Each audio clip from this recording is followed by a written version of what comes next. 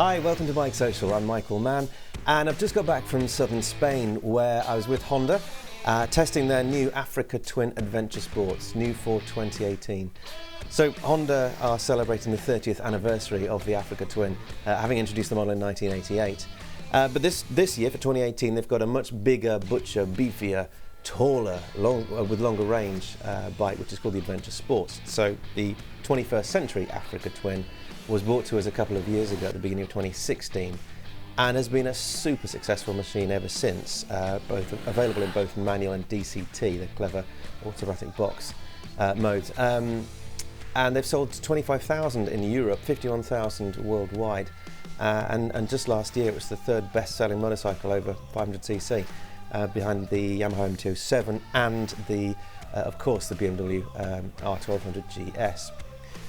So it's in good company as an adventure bike, and Honda have taken the original 2016 Africa Twin and made the Adventure Sports model taller. It's got a different riding position. It's got a longer range because it's got a 24.2 litre tank, which is good enough for around 275-300 miles according to the MPG that I got out of the test, which is about 54, just over 54 MPG. It's also got new suspension with much longer travel and new damping. It's got more ground clearance as well because it's the front suspension, the rear suspension.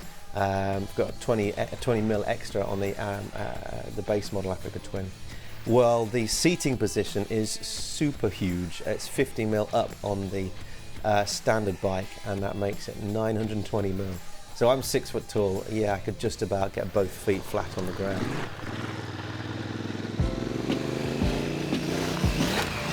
But it did make it, especially with that bigger fuel tank, it did make it a bit precarious, let's say, especially with the auto box, the DCT. So if you're manoeuvring slow speeds, if you're trying to turn the bike around, you know, if you're less confident, perhaps slightly shorter, it's a little bit tricky, especially because on that DCT box it's a little bit snatchy.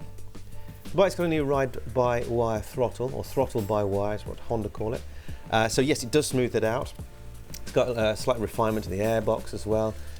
So there's a bit more sort of a flatter torque curve. It's really torquey down low, but it's a much more progressive sort of engine note and engine feel. I rode both the DCT and manual gearbox bike, both on-road and off-road.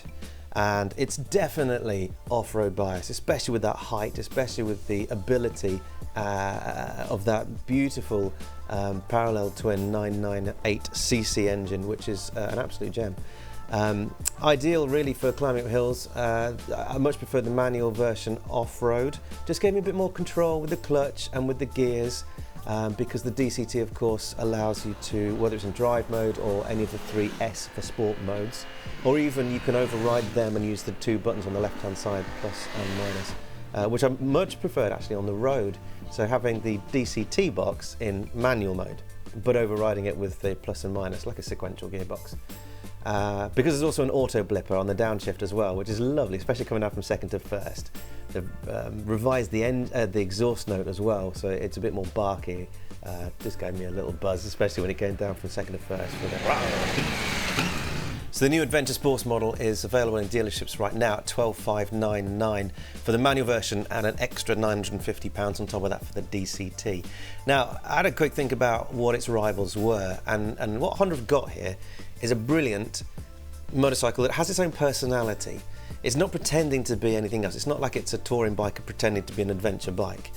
It's big, it's brash, it's hard, it's tall, it's got a big tank, it's got long suspension, it's got those bash plates and sump guards, it's got engine bars, it's rugged and it's supposed to climb up hills.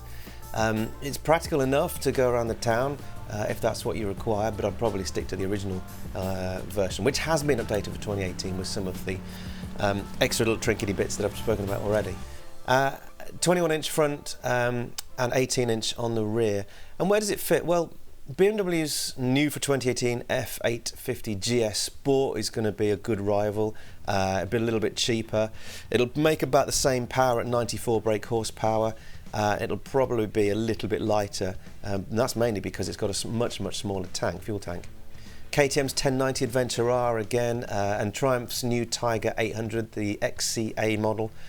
Similar price to the Honda Africa Twin, and the KTM will make more power, probably similar sort of fuel tank range, might be about the same kind of weight as well. So the Tiger will be similarly priced to the Honda. It'll have a slightly shorter seat height. It'll be around about the same kind of weight. It'll make less torque, but with the Honda, what you're getting is an out-and-out adventure bike that really does look back to its heritage. It's got that sort of nostalgia of the XR-V 650, especially even with its colour scheme, which under the lights at the Birmingham show and the Milan show, and even at the press conference before we rode it just now, looked sensational, really. It was glistening well in that tricolour colour. I'm a big fan of the Africa Twin. I rode it for a year as a long-term loan bike in 2016, and a highly capable thing. The new, bigger, butcher adventure sports model is certainly worthy of its adventure name. Not quite sure about the sports section of that. I don't know why they didn't call it the Africa Twin Adventure. But certainly, if you're going to climb up some hills, do some green laning, if you're going to buy it, basically what I'm saying is maximise its ability, because it's such a lovely bike. I'm a big fan. You can read the full review at bikesocial.co.uk.